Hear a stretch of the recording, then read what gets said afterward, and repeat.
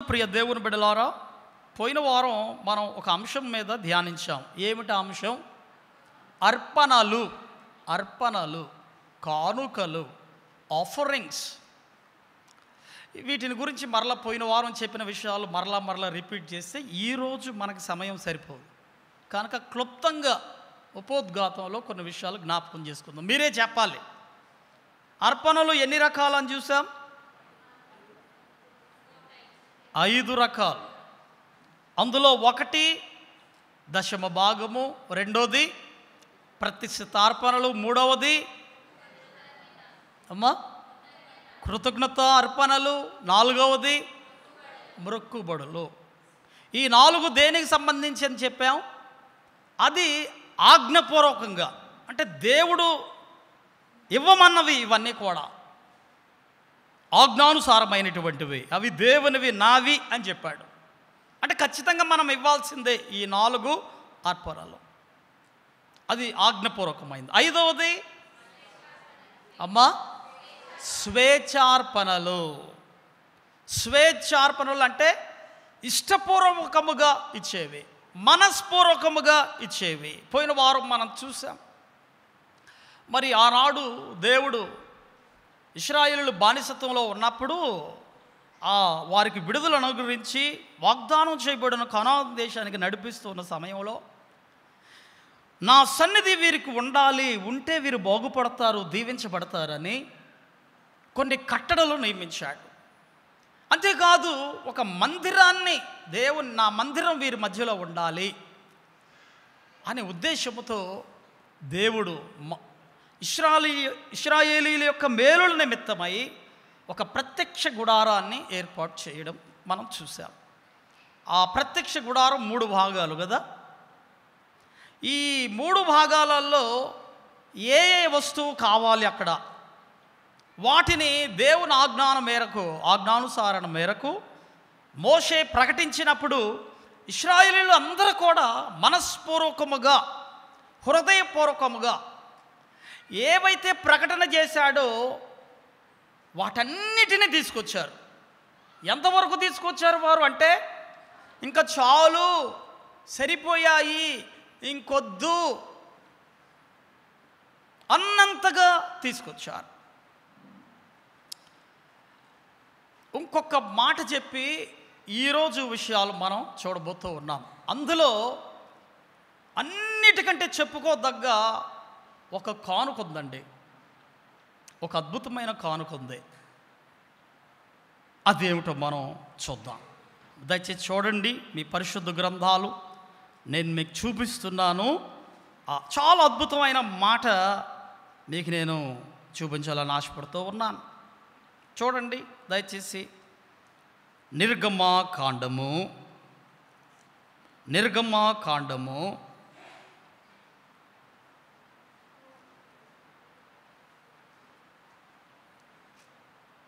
స్తోత్రం తండ్రి. పరిశుద్ధ గ్రంథంలో నుండి ఒక భాగం, నిర్గమకాండం 36వ అధ్యాయం. అక్కడ వారు ఎలా ఏమేమి చాలు అన్నంత వరకు అర్పించారు. ఆ తర్వాత మరికొన్ని అవసరతలు ఉన్నాయి. అక్కడ వారు అర్పించిన తర్వాత కూడా కొన్ని అవసరతలు ఉన్నాయి. తర్వాత ఉండవా? ఇప్పుడు ఇంత పెద్ద మందిరం మనం కట్టుకున్నాము, ఏమేమి అవసరతలను ఇచ్చేసాం, తర్వాత ఉండవా? ఉంటాయి. ఇప్పుడు ఉదాహరణకి మనకేం కావాలి? జనరేటర్ కావాలి, సౌండ్ సిస్టమ్ కూడా మనకి కొంచెం కావాలి కదండి. అప్పుడు కూడా వాళ్ళకి అవసరతలు ఉన్నాయి. అందరూ ప్రేరేపించబడి ఇచ్చిన తర్వాత ఇంక కొన్ని అవసరతలు ఉన్నాయి. ఏమిటి అవసరత మీకు నేను చూపిస్తున్నాను చూడండి. ఆ దినాల్లో, ఆ సమయంలో ప్రత్యక్ష గుడారములో కావలసిన అవసరత ఒకటి మిగిలిపోయింది. ఏంటో చూడండి దయచేసి. నిర్గమాకాండం 38వ అధ్యాయము 8వ వచనం చూడండి ప్రియులారా. 8వ వచనం. అతడు ప్రత్యక్షపు గుడారము యొక్క ద్వారమున సేవింపవచ్చిన సేవకురాండ్ర అద్దములతో ఇత్తడి గంగాలమును దాని ఇత్తడి పీఠను చేసాను. వినండి మీరు, ఇదే నిర్గమాకాండం 40వ అధ్యాయము 30 నుండి 32 వచనాలు, 30 నుండి 32 వచనాలు చూస్తే అక్కడ ఈ ఇత్తడి గంగాళము, ఇత్తడి పీట అక్కడ అవసరం. ఎందుకు అనంటే అక్కడ ఉంది ఆ మాట, దేవుని సేవకులు అతి పరిశుద్ధ స్థలానికి వెళ్ళేటప్పుడు బలిపీఠానికి అతి పరిశుద్ధ స్థలానికి మధ్యలో ఏముండదండి? ఏం పెట్టమన్నాడు దేవుడు? ఏం ఏర్పాటు చేయమన్నాడు? ఇత్తడి గంగాళమును, ఇత్తడి పీట అక్కడ ఉండాలి. ఇత్తడి గంగాళము, ఇత్తడి. ఎందుకంటే వారు కాళ్ళు చేతులు కడుక్కొని పరిశుద్ధంగా వెళ్ళాలన్నమాట. అతి పరిశుద్ధ స్థలం అంటే మామూలు విషయం కాదు. అందుకని ఇత్తడి గంగాళము కొరకు, ఇత్తడి పీట కొరకు ప్రకటించారు. ఇప్పుడు ఈ స్త్రీలు ఏం చేశారంటే చూడండి, మరలా మీకు అర్థం అవ్వదు, ఈ వచనం చదివితే అర్థం అవ్వదు. దీనిలో చాలా పారమార్థిక సత్యం దాగి ఉన్నది. చూడండి మరలా, అతడు ప్రత్యక్షపు గుడారము యొక్క ద్వారమున సేవింపవచ్చిన సేవకురాండ్ర అద్దములతో ఇత్తడి గంగాళమును దాని ఇత్తడి పీటను, అదేంటండి అద్దములతో అన్నాడు? అద్దములతో అంటే మీరేమనుకుంటున్నారు? అద్దం అంటే మన దగ్గర మనం చూసుకుంటే అద్దమా? ఆ అద్దాలతో ఇత్తడి పీటలు తయారవుతాయా? అక్కడ క్లారిటీ ఉందో చూడాలి మీరు.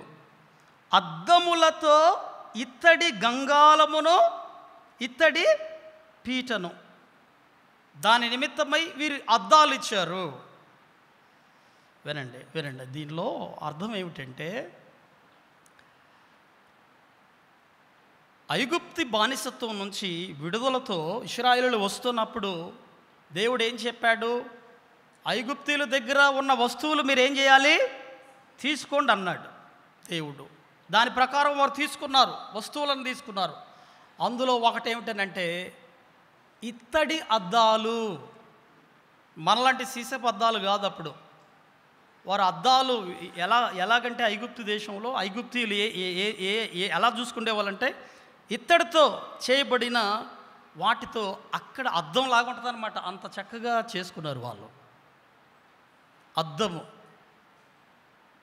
ఏమండి, మేము మా వస్తువులన్నీ కూడా సత్తెనపల్లిలో ఉన్నాయి, మేము ఇక్కడికి వచ్చాం, అద్దం లేక ఎంత తిప్పలు పడ్డామో మేము. ఇక్కడ ఒక అద్దం కొనుక్కొస్తే చిన్న పాప ఆడుకుంటూ పగలగొట్టిందని, మళ్ళీ ఎక్కడ పరిగెత్తాలి, ఎక్కడ చాలా ఇబ్బంది పడ్డాం. ఇప్పుడు మనం ఎలాగున్నా ఏమో చూసుకోవడానికి అద్దం కావాలా వద్దండి? ఖచ్చితంగా అద్దం కావాలి. పురుషులకేమో కానీ స్త్రీలకు అద్దం లేకపోతే కుదరదు.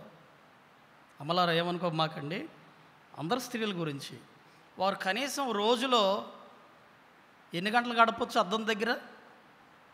మీరు చాలా మంచోళ్ళండి. చాలామంది కనీసం లేదన్నా 3 గంటలు ఖచ్చితంగా అద్దం ముందు ఉంటారు. ఇది నిజమే. మరి వారు సౌందర్యం చక్కగా చూసుకోవాలన్న ఉద్దేశంతో. సరే, ఏదేమైతేనేమి వినండి, అద్దం లేకపోతే కుదరదు కదా. మరి ఆ స్త్రీలు చూడండి, ఇశ్రాయేలు స్త్రీలు సేవకురాండ్రు, ఎంత గొప్ప మనసండి వాళ్ళది. వస్తువులు ఏమి లేవు వాళ్ళ దగ్గర, ఉన్న వస్తువులన్నీ తెచ్చేసుకున్నారు. ఇప్పుడు ఏమి లేవు వాళ్ళ దగ్గర, వస్తువులు ఏమని ఇవ్వాలంటే, ఇప్పుడు ఆ గంగాళమును పీట చేయాలంటే ఏం కావాలి? ఇత్తడే కావాలి. మరి ఇత్తడి వేరే వస్తువుల రూపంలో ఏమి లేవు వాళ్ళ దగ్గర. అందుకని దేవుని మాట ప్రకారం ఆ స్త్రీలు సమర్పించుకున్నారండి. మాకు అర్థం లేకపోతే పోయింది, ముందు ఏం కావాలి? మా దేవునికి ఏమి ఇవ్వాలి? మేము మా వస్తువు ఇచ్చేయాలి. ఆ ఇత్తడి అద్దముతో వారు దాన్ని గంగాళము చేశారు, పీటను. అది దానిలో ఉన్న మర్మం, దాంట్లో ఉన్న అర్థం అదనమాట. ఇప్పుడు చెప్పండి ప్రియులారా, దేవుని మందిరంలో ఎన్నో అవసరతలు ఉన్నాయి. ఇది గుర్తెరుగుతున్నారా మీరు? ఆ స్త్రీలు ఎంత త్యాగం చేశారో చూడండి. ఎంత త్యాగం చేసి సమర్పించుకున్నారండి. మాకు అర్థం లేకపోయినా పర్లేదు, దేవుని మందిరంలో ఏముండాలి? గంగాళము పీట సేవ నిమిత్తమై ఉండాలి. ఆ సమర్పణ ఉంటే మీరు ఎంత ధన్యులు అండి. ఆ సమర్పణ ఉంటే మీరు ఎంత దీవెనకరంగా ఉంటారండి. ఇశ్రాయేలీలు ఎంత ధన్యులంటే ఒక మాట చెప్తాను వినండి. ఇప్పుడు తెలుగు రాష్ట్రంలో ఎవరు ముఖ్యమంత్రి గారు?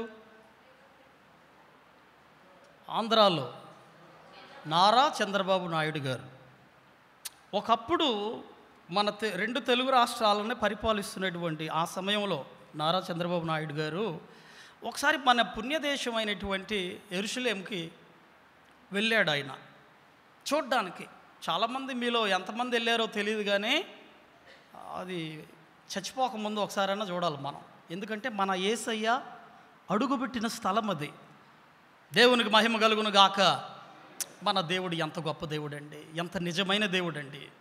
ఏదైనా ఖచ్చితంగా ఉంటుంది. ఖచ్చితం అంటే ఖచ్చితం. నాటకాలు బూటకాలు పనికిరావు దేవునికి. ఆయన పుట్టి పెరిగి అద్భుతాలు చేసిన ప్రాంతము ఇప్పటికే ఉన్నదే. ఎంత నిజమైన దేవుణ్ణి మనం నమ్ముకున్నామో అర్థం చేసుకోండి మీరు అందరూ కూడా. మనం ధన్యులం అంతే, అందులో సందేహం లేదు. అయితే వినండి, విషయం ఏమిటంటే అక్కడ అన్ని ప్రాంతాలు, ఆ ప్రాంతాన్ని పుణ్యదేశాన్ని చూడడానికి వెళ్ళాడు. చూస్తున్నప్పుడు ఒక సంఘటన చూశాడు ఆయన. ఇశ్రాయేలీయులకు ఉన్నటువంటి జ్ఞానాన్ని చూశాడండి. ఏమిటా జ్ఞానం అంటే, ఇప్పుడు పంటలు పండించాలంటే ఏం కావాలి? మనకి నీరు కావాలి కదా. నీళ్ళు లేకుండా పంటలు లేవు. మీరు చూడండి, ఇప్పుడు మేము ఆంధ్రాలో సత్తెనపల్లిలో ఇంచుమించు 3 సంవత్సరాలు అక్కడ సేవ చేశాం. ఈ సంవత్సరం పడిన వర్షాలు అంతకుముందు లేవు. గత 2 సంవత్సరాలు ఇవి అసలు కుంభ వర్షాలు. ఇప్పుడైతే విషయం ఏంటంటే లాస్ట్ 2 ఇయర్స్ సరైన పంటలు లేవు. కరెక్ట్గా సరైన పంటలు లేవు. అంటే వర్షం రావాలి, నీరు కావాలి, పంటలు పండాలంటే నీరు కావాలి. నీరు లేకుండా పంట పండించలేము మనం. అయితే వినండి, పాలస్తీనాలో ఇశ్రాయేలీయులు ఉన్నారు కదా, మన యెరూషలేంలో పుణ్యదేశంలో, అక్కడ వారికి నీళ్ళు అవసరం లేదు. పంటను పండించడానికి నీళ్ళు అవసరం లేదు. ఎట్ట పండిస్తున్నారు అని అంటే అది దేవుడు వారికి ఇచ్చిన జ్ఞానము. దేవునికి మహిమ కలుగును గాక. ఆశ్చర్యపోయాడండి ఆయన, నారా చంద్రబాబు నాయుడు గారు. అసలు ఎలా పండిస్తున్నారు వీళ్ళు పంటను? నీళ్ళు లేకుండా పంటను పండించడం ఏమిటి? వారి మేధాశక్తికి ఆశ్చర్యపోయాడు ఆయన. దేవుని బిడ్డలారా, ఎక్కడి నుంచి వచ్చింది ఈ జ్ఞానం? దేవుని ద్వారా. ఎందుకు ఇచ్చాడు? ఈనాడు చూడండి, ప్రపంచంలో ఇశ్రాయేలు దేశం ఎంత చిన్నదండి, ఎంత చిన్నది, చాలా చిన్నది. కానీ వారికున్న శక్తి మామూలు శక్తి కాదు. ప్రపంచమే వణుకుద్ది వారికున్న శక్తిని బట్టి. ఎక్కడి నుంచి వచ్చింది ఇంత దీవెన, ఇంత ఆశీర్వాదం అని అంటే ఎందుకు ఇచ్చాడు దేవుడు? వారు కానుకలండి, విస్తృత కానుకలు. ఒక్కసారి ప్రకటన వింటారో లేదో ఫుల్ అయిపోవడమే. అది అందుకని వారు దీవించబడ్డారు, అందుకని వారు ఆశీర్వదించబడ్డారు. ఇక ఈరోజు వాక్యాన్ని మనం ధ్యానించబోతూ ఉన్నాం. దయచేసి గమనించండి ప్రియులారా. చదవబడినటువంటి లేఖన భాగంలో ఈరోజు స్వేచ్ఛార్పణలు ఉన్నాయి కదా, 5వది. ఈ స్వేచ్ఛార్పణలలో దావీదు యొక్క అర్పణ గురించి ఈరోజు మనం ధ్యానించబోతూ ఉన్నాం. దావీదు స్వేచ్ఛార్పణ.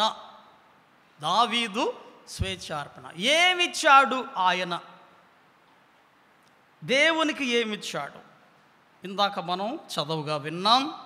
దినవృత్తాంతముల మొదటి గ్రంథము 21వ అధ్యాయము.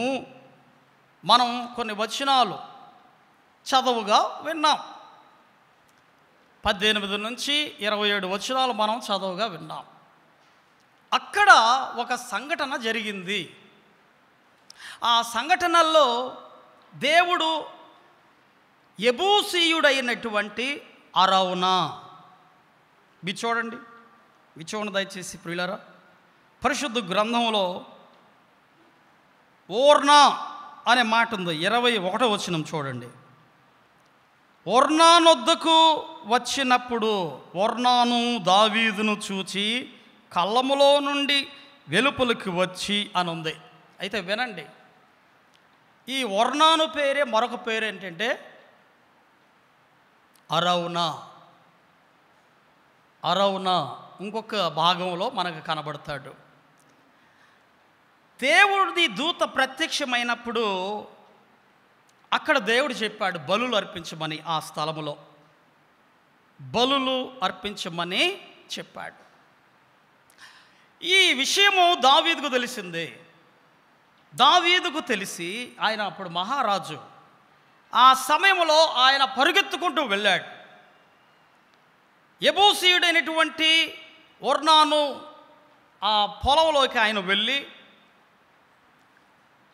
అక్కడ చూసినప్పుడు ఈ విషయము ఒర్నా దావీదు మహారాజు వచ్చిన సంగతి తెలుసుకొని, ఆ పరిస్థితి తెలుసుకొని అన్నాడు, అయ్యా ఇదిగో ఇది నీదే అనుకో, బలులు అర్పించడానికి కూడా పశువులు ఉన్నాయి, నీకు కావాలంటే తీసేసుకో అని అన్నాడు. అప్పుడు ఆయన అన్నాడు, ఇదిగో నేను ఊరకనే తీసుకోను, నీకు దానికి వెలను వెచ్చించి నేను దాన్ని తీసుకుంటాను అన్నాడు. చూడండి దయచేసి ఆ మాట. దినవృత్తాంతములు మొదటి గ్రంథం 21వ అధ్యాయము 26వ వచనం చూడండి ప్రియులారా. ఆ భూమికి 600 తులముల బంగారమును అతనికి ఇచ్చాను. ఎంతండి? 600 తులముల బంగారం. ఆ వెల ఇచ్చి ఆ స్థలాన్ని కొన్నాడు ఆయన. ఇక్కడ కూడా దేవుని మందిరం ఈ దాదాపు ఎకరం స్థలం ఇంకా ఎక్కువే ఉంది. కొంతమంది ఫ్రీగా ఇస్తామని అని ఉండొచ్చు, కానీ మన తల్లి సంఘం బైబిల్ అనుసారంగా వెళ్తారు వాళ్ళు. అందుకని వాళ్ళు ఏం చేశారంటే వెల ఇచ్చి కొన్నారు. ఈ ప్రాపర్టీ ఎవరిది? తల్లి సంఘాంది. వారు కొన్నారు, వెల ఇచ్చి కొన్నారు ఈ స్థలాన్ని. బైబిల్ అనుసారంగా వెళ్తారు మన తల్లి సంఘం. మన అదృష్టవంతులం, అందులో భాగంగా మనం ఉండడం మనం అదృష్టవంతులం. సరే వినండి, ఇక్కడ ఒక ప్రాముఖ్యమైన మాట. ఈ స్థలం గురించి ముందు కొన్ని విషయాలు చెప్పి నేను ముందుకు వెళ్తాను. ఈ స్థలము ఏమైంది, అసలు ఎక్కడిది స్థలం, దీని పుట్టు పూర్వత్రాలు ఎక్కడివి అని అంటే కొన్ని విషయాలు ఉన్నాయి. చాలా ప్రాముఖ్యమైన స్థలం ఈ స్థలం. ఎందుకు అనంటే మీరు చూడండి దయచేసి, మీకు నేను కొన్ని విషయాలు చూపిస్తాను.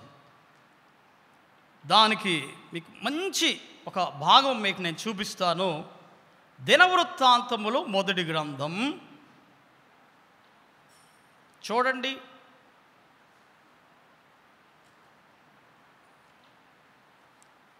29వ అధ్యాయం.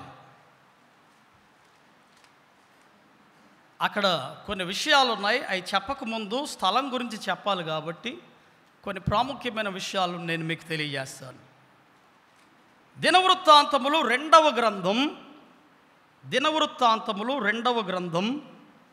3వ అధ్యాయం మొదటి వచనం. 3వ అధ్యాయము మొదటి వచనం చూడండి ప్రియులారా. తరువాత సొలొమోను యెరూషలేములో తన తండ్రి అయిన దావీదునకు యెహోవా ప్రత్యక్షమైనప్పుడు మోరియా పర్వతమందు దావీదు సిద్ధపరిచిన స్థలమున యెబూసీయుడైన ఒర్నాను కళ్ళమందు దావీదు ఏర్పరిచిన స్థలమున యెహోవాకు ఒక మందిరమును కట్టనారంభించెను. బాగా అర్థం చేసుకోవాలి ఈ మాట. దావీదు వెల ఇచ్చి ఒర్నాను పొలాన్ని కొన్నాడు. ఇప్పుడు ఆ స్థలములో ఏం కట్టబడింది? తన కుమారుడైనటువంటి సొలొమోను దేవుని నామ ఘనత కొరకు ఒక మందిరాన్ని కట్టాడు. ఈ ప్రపంచంలో అటువంటి మందిరాన్ని మనము చూడబోము. ఆయనకంటే ముందు కానీ ఆయన తర్వాత కానీ అటువంటి మందిరం ఇంకెక్కడా కూడా కట్టబడలేదు, కట్టబడదు. అంతే. అది దేవుడు ఆయనకి ఇచ్చిన జ్ఞానం.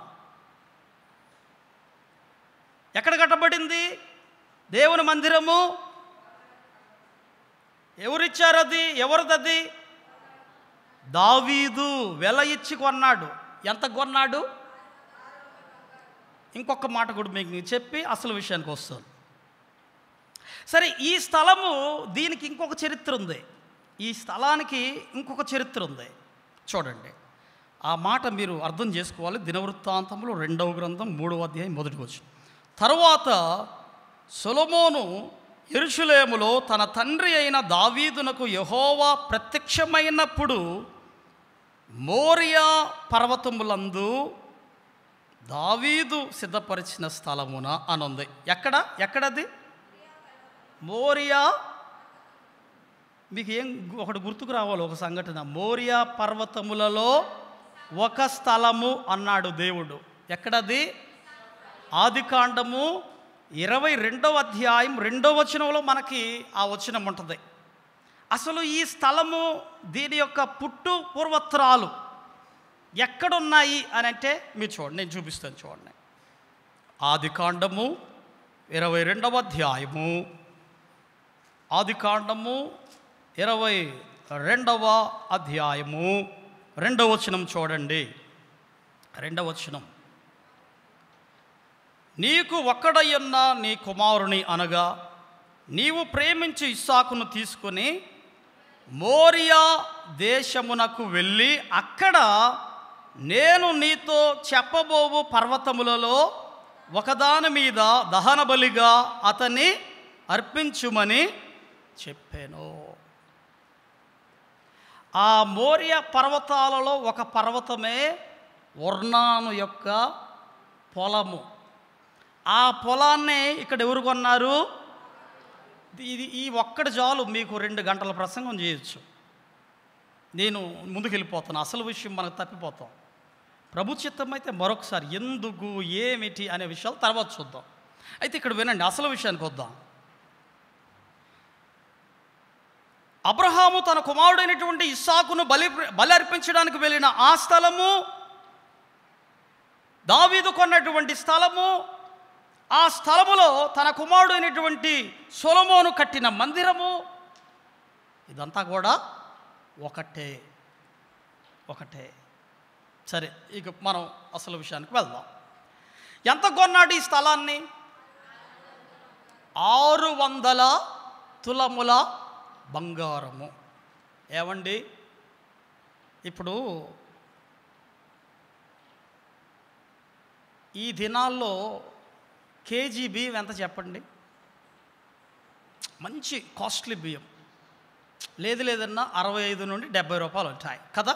లేదన్నా అంటే మామూలుగా జనరల్గా రా రైస్ గురించి చెప్తున్నా. ఇంకా చాలా కాస్ట్లీ, వాటి గురించి కాదు, జనరల్గా మనం వాడుతున్న రైస్ ఇండ్లల్లో వాడుకుంటాం ఫంక్షన్స్ కాకుండా.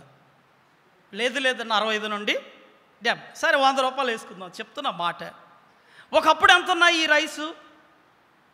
ఒకప్పుడు దీని రేట్ ఎంత అయ్యా?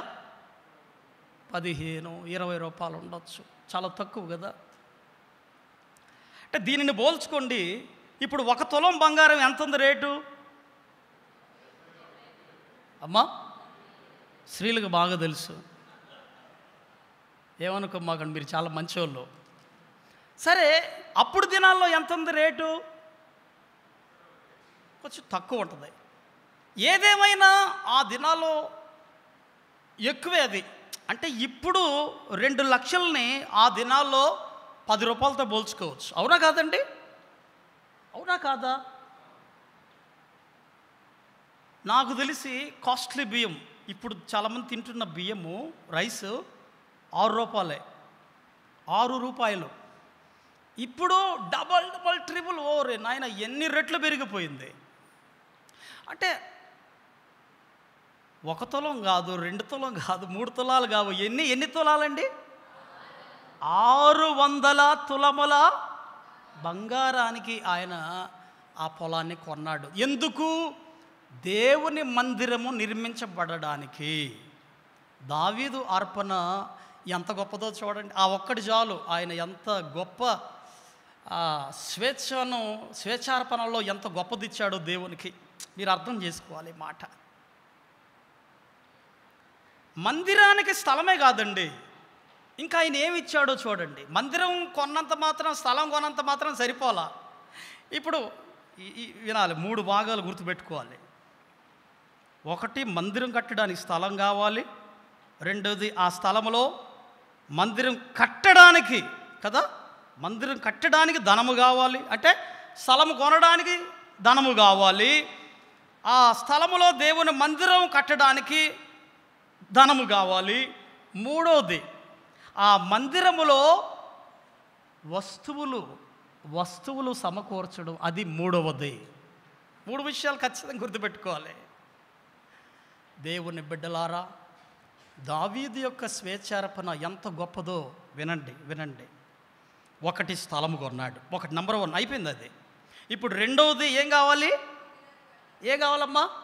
మందిరము కట్టబడాలి. ఏం చేశాడో చూడండి.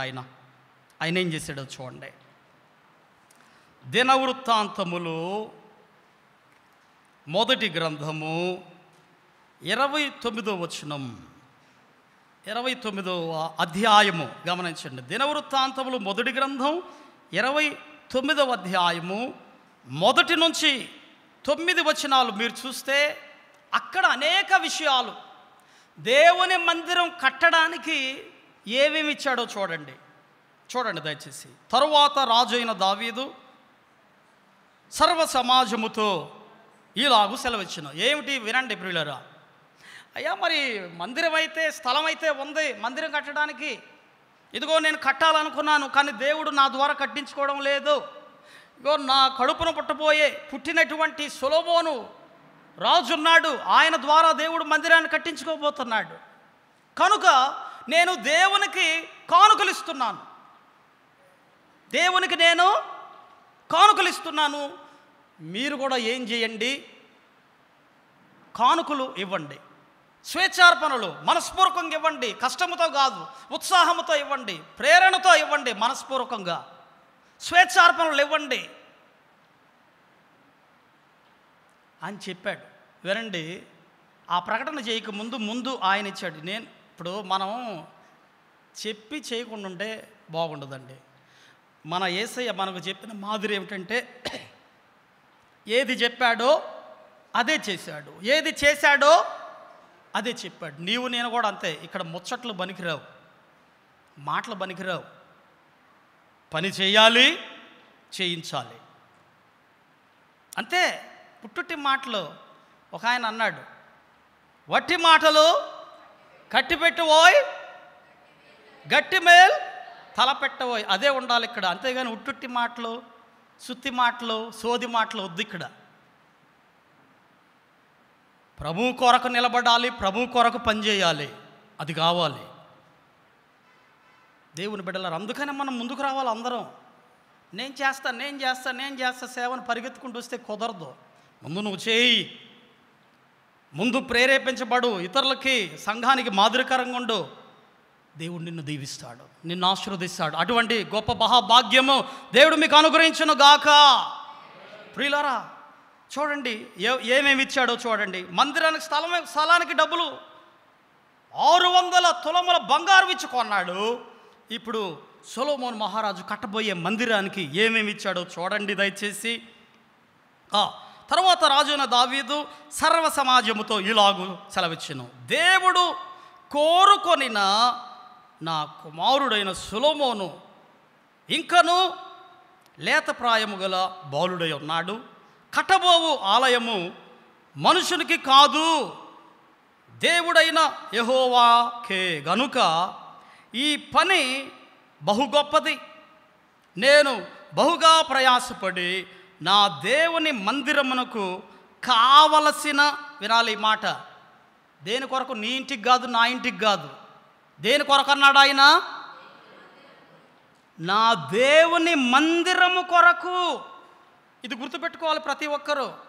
నువ్వేదో ఇస్తున్నావంటే నీ కోసం కాదు, నీ గొప్ప కోసం కాదు, నీ డబ్బా కోసం కాదు, సెల్ఫ్ డబ్బా కోసం కాదు. ఎవరి కోసం అది? దేవుని మందిరము నిమిత్తమై.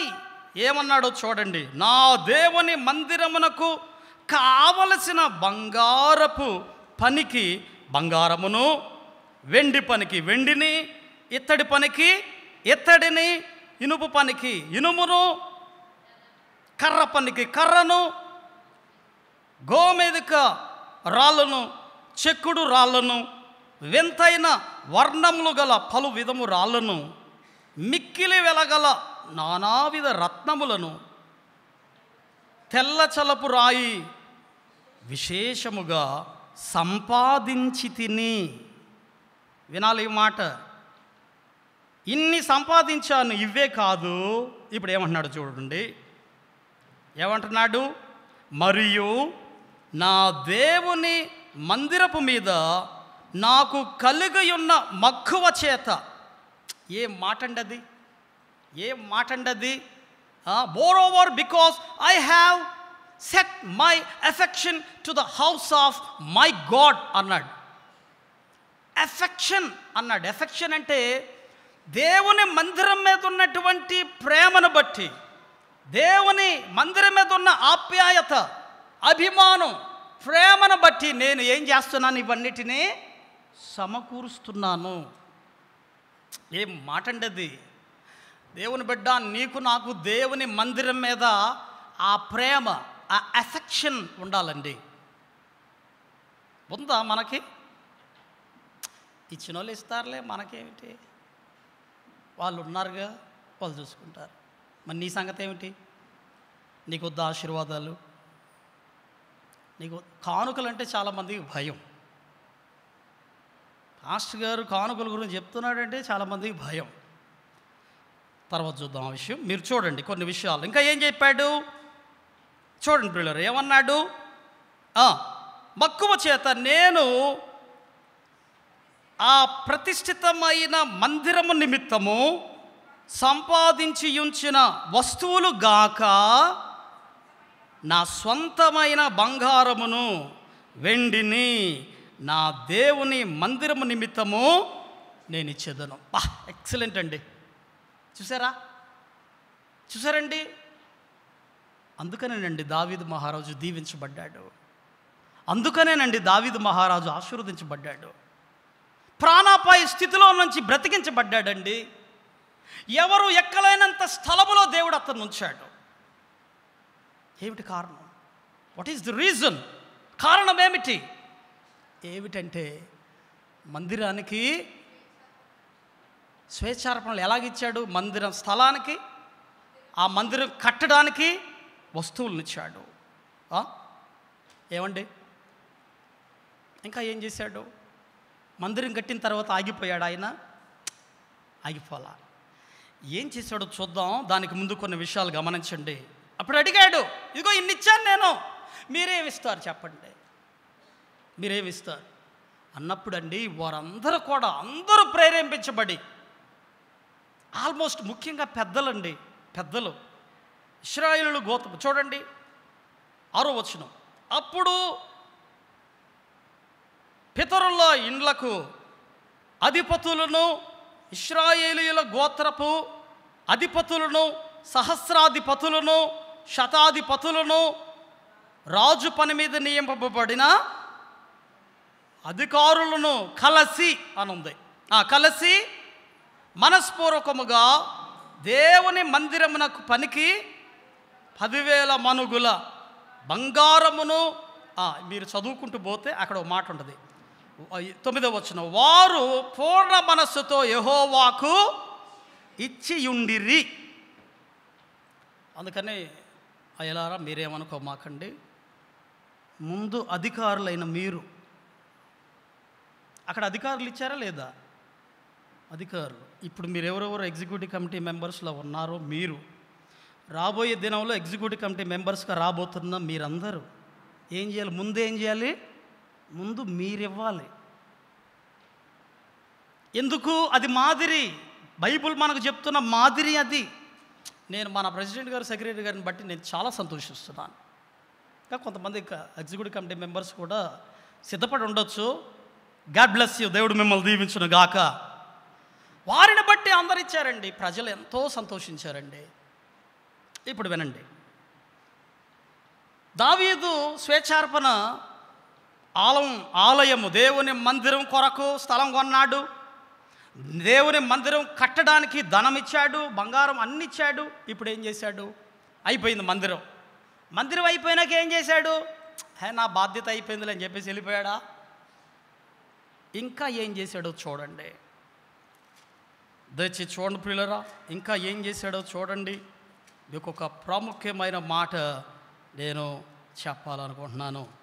దయచేసి చూడండి ప్రియులరా, ఎన్ని గొప్ప మర్మాలు. దావీదు భక్తుడు ఇంకా ఏం చేశాడో చూడండి ప్రియులరా.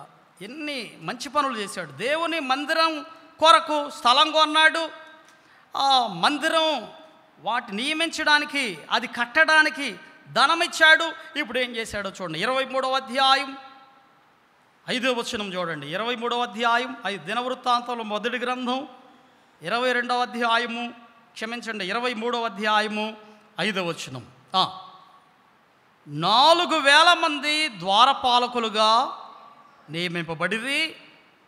మరి 4,000 మంది స్తుతి చేయు నిమిత్తమై దావీదు చేయించిన వాద్య విశేషములతో యెహోవాను స్తుతించువారుగా నియమింపబడిరి. ఆ మాట క్యాచ్ చేయాలి మీరు. ఏమిటది? దావీదు చేయించిన వాద్య విశేషములతో. అంటే వాయిద్యకారుల్ని, ఇటు క్వైర్ని. ఎన్ని వేల మంది అండి వాళ్ళు? 4,000 మంది స్తుతి చేయు నిమిత్తమై.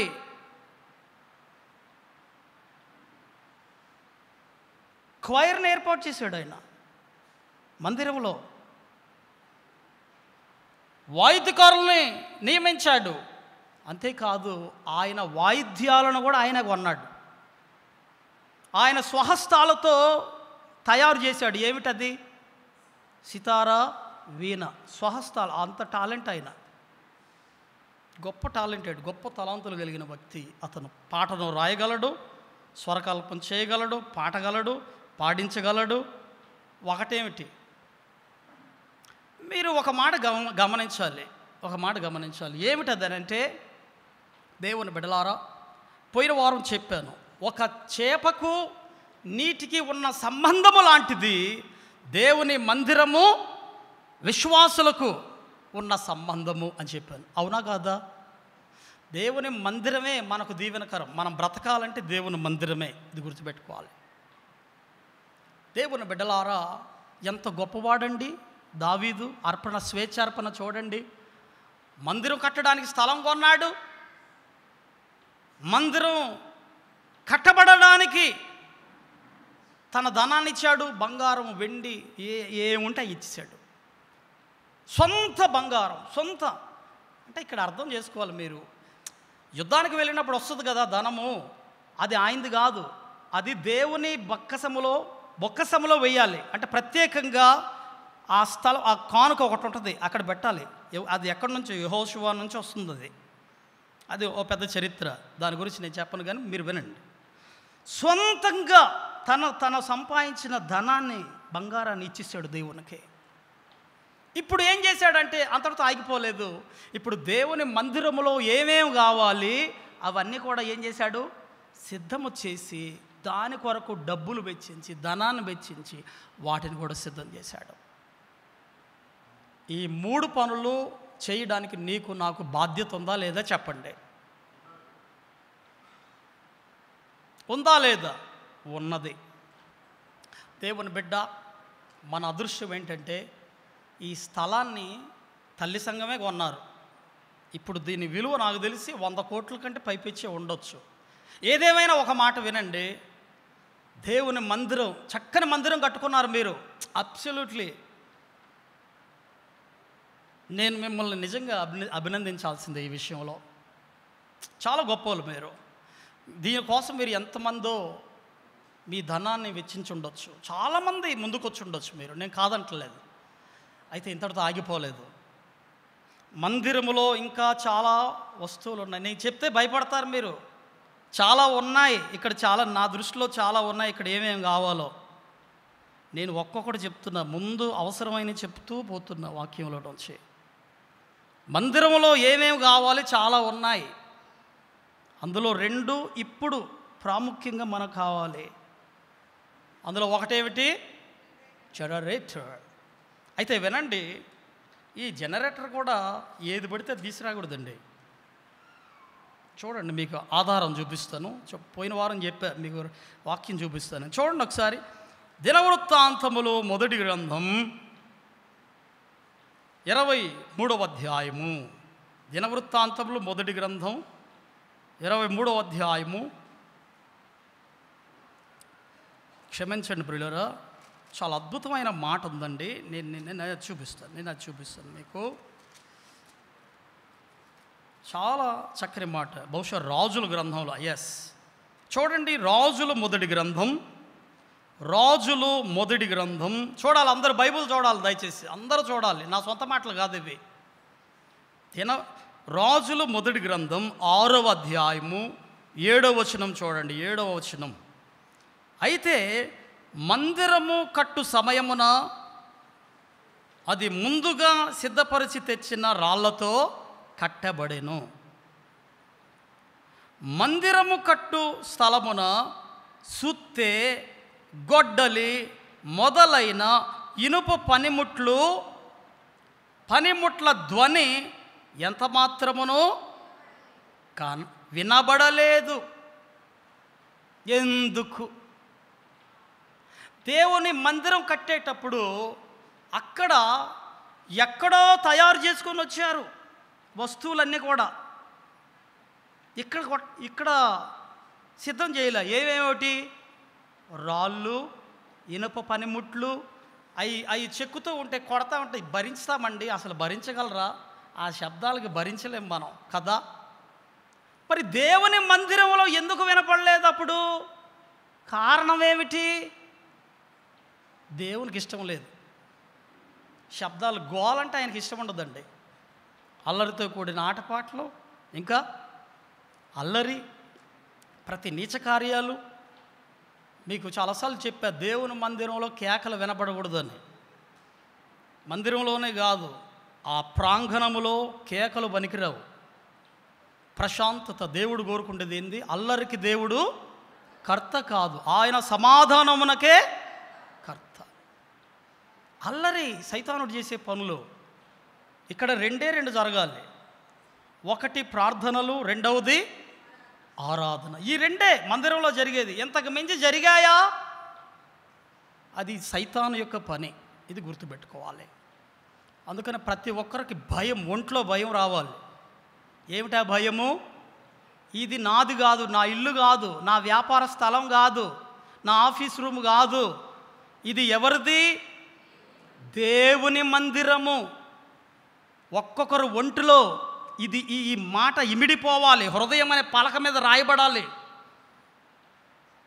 దేవుని మందిరానికి వచ్చినప్పుడు, ఆయన ఆవరణంలో వచ్చినప్పుడు ఇంత శబ్దం వినబడకూడదు. దేవుడు కోరుకుని మౌనము, మౌనము, మౌనము. ఎంత మౌనంగా ఉంటే అంత మనకు దీవెనకరం.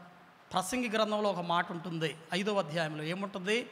నీవు దేవుని మందిరమునకు వెళ్ళినప్పుడు నీ ప్రవర్తన జాగ్రత్తగా. ఎందుకన్నాడు ఆ మాట? జాగ్రత్తగా. చచ్చిపోతావు పిచ్చి పనులు చేస్తే. దేవుని మందిరంలో దేవునికి వ్యతిరేకమైన పనులు చేస్తే ఇకనంతే. అదనమాట అర్థం. జాగ్రత్త అన్నాడు. దేవుని మందిరమునకు వెళ్ళినప్పుడు నీ ప్రవర్తన, ఇంటి దగ్గరే ఆలోచన చేయాలి. నువ్వు ఎక్కడికి వెళ్తున్నా? నేను నా దేవుని మందిరానికి వెళ్తున్నాను. నేను ఒంట్లో భయం రావాలి, వణుకు రావాలి. అందుకనే అల్లరి వినపడకూడదు దేవుని మందిరంలో. చాలా మందిరాల్లో కేకలు వినపడతాయండి. ఎంత దౌర్భాగ్యం అండి. నేను వచ్చాను మన మందిరంలో. ఎంత మంచోళ్ళండి మీరు, ఎంత మంచోళ్ళండి. ఇప్పటివరకు అయితే వెళ్ళా, ముందు కూడా నేను వినకూడదు. ఇప్పటివరకు వినలేదు, ఇక ముందు కూడా నేను వినకూడదు. అలా దేవుడు మనల్ని దీవించును గాక. ఇప్పుడు చెప్పండి, దావీదు అర్పణ ఎంత గొప్పదో చూడండి. అందుకనే క్వైర్ చాలా అవసరం. మీకు ఒక మాట చెప్పనా, క్వైర్ని 4000 మంది అంటే మామూలు విషయం అండి. మన పెద్ద ఆయన తల్లి సంఘం బ్యాప్టిస్ట్ చర్చ్ హైదరాబాద్ అయ్యగారు, first pastor reverend doctor G Samuel గారు ఒక మాట అంటూ ఉంటాడు, క్వైరు ఇంతటితో సరిపోదు, ఏం కావాలి, ఇంకా ఎక్కువ కావాలి. ఆయన ఆశది బైబిల్ వాక్యానుసారంగా నడుస్తాడు. ఆయన గొప్ప దైవజనుడు, ఆయన మనకు దీవెనకరం, మనకు మాదిరి. ఆయన మంచి క్వైరు. ఇంకో మాట చెప్పనా, ఇంకొకసారి చూపిస్తా ఆ వచనం కానీ వినండి. క్వైరు 4000 మందిని చేస్తే ప్రొఫెషనల్ సింగర్స్ని కూడా తయారు చేశాడు, నియమించాడు. ప్రొఫెషనల్ సింగర్స్ అంటే సంగీతము నేర్చుకొని, నా 5 కుమార్తెలను అందుకనే సంగీతం పిచ్చోడ పాస్టర్ గారు అనుకోవచ్చు మీరు. ఏం పాస్టర్ గారికి పిచ్చి పట్టిందా? చూస్తారు మీరు కొంతకాలం తర్వాత చూస్తారు. బ్రతికి చల్లగా ఉంటే మన పోకడ ఆయన రాకడా ఆలస్యం అయితే, అర్థమైందా? దేవుని రాకడా మన పోకడ ఆలస్యం అయితే చూస్తారు. ఇది దీవెనకరం, ఆశీర్వాదకరం. ప్రొఫెషనల్ సింగర్స్ లేవాలి. నాకేం వచ్చలే, నేనేమైనా బాలసుబ్రహ్మణ్యమనా, ఆమె ఘంటసాల అని అనుకోవచ్చు. తప్పు ఆ మాట. ప్రయత్నం చెయ్యి. ముందు ప్రయత్నం చేయకుండా ఎట్ట అవుతావు? చెయ్యి ప్రయత్నం. ఎందుకు అవ్వవు? ఎవరి కొరకు? నేనెంత గొప్ప సింగర్ని చూడండి అనడానికి, సెల్ఫ్ డబ్బా కొట్టుకోవడానికి కాదు. నా ప్రభు ఎంత మహిమపరచబడాలి, నా దేవుణ్ణి నేను ఎంత ఆరాధించాలి, అది రావాలి హృదయంలో నుంచి, ఉప్పొంగుకొని రావాలండి. ప్రభువుని గణపరచడానికి మీలో నుంచి లేవాలి. ప్రభు సేవ నిమిత్తమై మందిరం స్థలం కొన్నాడు, మందిరం కట్టడానికి ధనం ఇచ్చాడు, ఆ మందిరములో వస్తువులను ఇచ్చాడు. అయిపోలా ప్రసంగం, సమయం అయిపోయింది. ఏం చేయమంటారు చెప్పండి? వచ్చే వారం కొనసాగిద్దాం. చాలా విషయాలు ఉన్నాయి, ఇదేం అయిపోలా, చాలా విషయాలు ఉన్నాయి. ఇస్తే ఏం జరుగుద్ది, ఇవన్నీ ఇచ్చాడు కదా, ఇచ్చినందుకు ఏం జరిగింది ఆయనకి? పోనీ పేదోడైపోయాడా? ఇచ్చినందుకు నశించిపోయాడా? ఏమైపోయాడు ఆయన? ఎలా దీవించబడ్డాడు? ఏం చేయబడ్డాడు? ప్రభు చిత్తమైతే వచ్చే వారం మనం చూద్దాం. దేవుని బిడ్డలారా వినండి. స్వేచ్ఛార్పణ, దావీదు అర్పణ గురించి ఈరోజు మనం విన్నాం.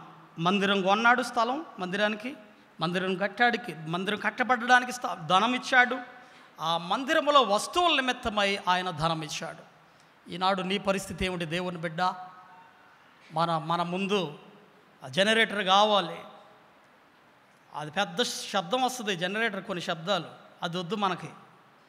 అది చెప్పడానికి ఆ వాక్యం ఇందాక చదివించా, అది మనకొద్దు. డబడబడబడ శబ్దం వస్తుంది, అది వద్దు మనకి. ప్రశాంతంగా ఉండాలి.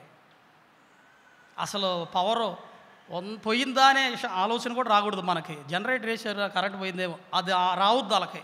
ఎవరికి? ప్రశాంతంగా వినాలి వాక్యం, ఆరాధించాలి. ప్రజలందరూ హాయిగా వెళ్ళిపోవాలి ఇక్కడి నుంచి. అందుకని ఆ మాట చెప్పా, రెఫరెన్స్ చూపించాను. రెండవది సౌండ్ సిస్టమ్ కావాలి. నేను స్టార్టింగ్ వచ్చినప్పుడు మా పిల్లలు భయపడ్డారండి. ఏంది శబ్దం డాడీ, నేను భరించలే వాళ్ళు అనడం. అంటే అర్థం చేసుకోవాలి మీరు. చాలామంది చెప్పరు, నేను చెప్పాలి. మీ కాపరిని ఏం జరుగుతుందో నేను చెప్పాలి మీకు. ప్రాబ్లం ఏంటంటే సిస్టంలో కొంచెం ప్రాబ్లం ఉంది. అది మనం దాన్ని భర్తీ చేయాలి. మన సంఘ బిడ్డలు, చాలామంది బిడ్డలు ప్రేరేపించబడ్డారు, ముందుకొచ్చారు. ఇంకా మీలో ఎవరైనా ఇంకా మీలో ఇదిగో ఎంత గొప్ప ధన్యులు మేము, మందిరం స్థలం కొనబడింది, కట్టబడింది, చాలా సంతోషం. ఇదిగో ఈ అవసరత కోసం మేము ఇస్తాం దేవునికి, మా కానుకలు అర్పిస్తాం, మా శాలరీస్ ఇస్తాం, మా వ్యాపారంలో వచ్చిన లాభాలు ప్రభుకి ఇస్తాం. కళ్ళు మూసుకోండి దయచేసి, ఎవరు అటు చూడ మాకండి. అందరూ తలలు వంచండి. చాలామంది బిడ్డలు పోయిన వారం ప్రేరేపించబడ్డారు, చేతులు ఎత్తారు, ఆ పేర్లు రాయబడ్డాయి, ముందుకు కూడా వచ్చారు, కానుకలు ఇచ్చారు. ఇంకెవరైనా మీలో వినండి, మరలా వినండి, ప్రజలకు ఇచ్చేటప్పుడు రహస్యంగా ఉండాలి, దేవునికి ఇచ్చేటప్పుడు అందరికీ తెలిసేటట్టుగా ఇవ్వాలి. బైబిల్ ఆధారాలు ఇవి. నా ప్రజలందరి ఎదుట నా దేవునికి నేను బ్రొక్కుబళ్ళు చెల్లించి. యవన బిడ్డలు మీరు కూడా ముందుకు రావచ్చు, ముందుకు రావచ్చు. మేము ఇస్తాం ప్రభు సేవ నిమిత్తమై. కళ్ళు మూసుకోండి, ఎవరు అటు ఇటు చూడమాకండి. ఎంత దీవించబడ్డాడు, ఎంతో ఆశీర్వదించబడ్డాడు దావీదు. వచ్చే వారం మనం చూడబోతున్నాం ఆశీర్వాదాల గురించి. ఇంకా మీలో ఎవరైనా ప్రేరేపించబడిన వారుంటే మీ కుడి చేతులెత్తి, ఇదిగో నేను నా వంతుగా దేవుని మందిరంలో ఈ జనరేటర్ కొరకు, సౌండ్ సిస్టమ్ కొరకు నేను ధనం ఇస్తాను, నా శాలరీ ఇస్తాను, నా వ్యాపారంలో లాభం వచ్చిన లాభాన్ని ప్రభుకి ఇస్తాను. మీరు ఎవరైనా ఉన్నారా? ఉంటే తీర్మానం చేసుకున్న వాళ్ళు మీ కుడి చేతులు, గాడ్ బ్లెస్ యూ బ్రదర్, అయ్యా ఆయన పేరు రాసుకోండి. ఇంకా ఎవరైనా మీలో ఎవరన్నా ఉంటే మీ కుడి చేతులు చూపించండి ప్రియులరా, మీ కుడి చేతులు చూపించండి. ప్రార్థన చేయబోతున్నాను. దేవుడు మిమ్మల్ని, అందరూ లేచి నిలబడతారా? దయచేసి అందరూ లేచి నిలబడండి, మీ కొరకు ప్రార్థన చేస్తూ ఉన్నాను. కళ్ళు మూసుకోండి ప్రియులరా, తలలో వంచండి. అందరూ స్తోత్రం తండ్రి. మహాఘనుడ, పరిశుద్ధుడా, జీవాధిపతి, సర్వాధికారి, రాజులకు రాజా, నాయన మీకు స్తుతులు స్తోత్రములు చెల్లిస్తూ ఉన్నాను. ఎంతవరకు నాయన మీ వాక్యముతో మీరు మాతో మాట్లాడారు, మిమ్మల్ని స్తుతిస్తూ ఉన్నాను. దావీదు స్వేచ్ఛార్పణ ఎంత గొప్పది నాయన.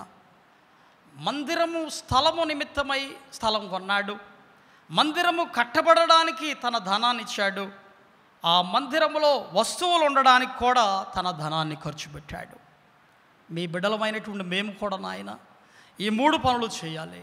కనుక ఎంతమంది అయితే బిడ్డలు ప్రేరేపించబడ్డారో ప్రతి ఒక్కరిని మీ చేతులెత్తి దీవించి, నేను నా ప్రభువుకి ఆయన నామ ఘనత కొరకు నేను కానుకలు ఇస్తానని ఎంతమంది అయితే బిడ్డలు నాయన కానుకలు ఇచ్చారు, ప్రతి ఒక్కరిని మీ చేతులెత్తి దీవించి ఆశీర్వదించి ఫలింప చేయండి. మా సంఘ బాప్టిస్ట్ చర్చ్ ఖానాపూర్ బిడ్డలందరినీ మీ దీవులతో నింపండి. రాను త్వరలో నాయన మేము ఇవన్నీ కూడా కొనడానికి మీరే మా ప్రియులను బలపరచండి నాయన. మీరు బుద్ధి జ్ఞాన సర్వసంపదలు మీలో గుప్తమై ఉన్నాయి. మీరు పేదవారు కాదు, మమ్మల్ని ఆశీర్వదించడానికి, మమ్మల్ని దీవించడానికే నాయన మీరు ఇలా కోరుతూ ఉన్నారు. బైబిల్లో ఉన్న ఆధారాలు ఎన్నో ఉన్నాయి కనుక మిమ్మల్ని స్తుతిస్తూ, ఎంతమంది అయితే బిడ్డలు ప్రేరేపణ నాయన ప్రతిస్పందన కలిగి జీవిస్తున్నారు, ప్రతి ఒక్కరిని మీ చేతులెత్తి దీవించి ఆశీర్వదించమని ఈ మనవులు స్తుతులు ఈ లోకానికి త్వరగా తిరుగు రానయ్యున్నటువంటి నజరేయుడును నిజదేవుడైన యేసయ్య పరిశుద్ధ నామమున ప్రార్థించి స్తుతించి వేడుకొంచున్నమ్మ తండ్రి, ఆమేన్. పరలోకమందున్న మా తండ్రి, మీ నామము పరిశుద్ధపరచబడును గాక, మీ రాజ్యము మాకొచ్చును గాక, మీ చిత్తం పరలోకమందు నెరవేర్చబడుచున్నట్లు భూమి యందును నెరవేరును గాక. మానుదిన ఆహారం నేడు మాకు దయచేయము, మా రుణస్తులను క్షమించిన ప్రకారం మా రుణాలను క్షమించము, మమ్మల్ని శోధన లేకుండా కీడు నుంచి తప్పించము. రాజ్యము బలము మహిమ నిరంతరము నీవై ఉన్నవి తండ్రి, ఆమేన్. మన పరమ తండ్రి అయినటువంటి దేవుని మహాప్రేమయు, కుమారుడును రక్షకుడు అయినటువంటి యేసుక్రీస్తు కృపయు, పరిశుద్ధాత్మ యొక్క దేవుని సహవాసమును సమాధానమును సకల ఆశీర్వాదాలు దీవెనలు ప్రభు సన్నిధానంలో ఉన్నటువంటి మీకందరికీ, మరి ముఖ్యంగా వాక్యం విని స్పందించి నా ప్రభు మందిర ఘనత కొరకు నేను ఈ కానుకలు ఇస్తానని ప్రేరేపించబడిన ప్రతి ఒక్కరికి ఇప్పుడునో ఎల్లప్పుడూ సదాకాలం తోడైండు నడిపించును గాక.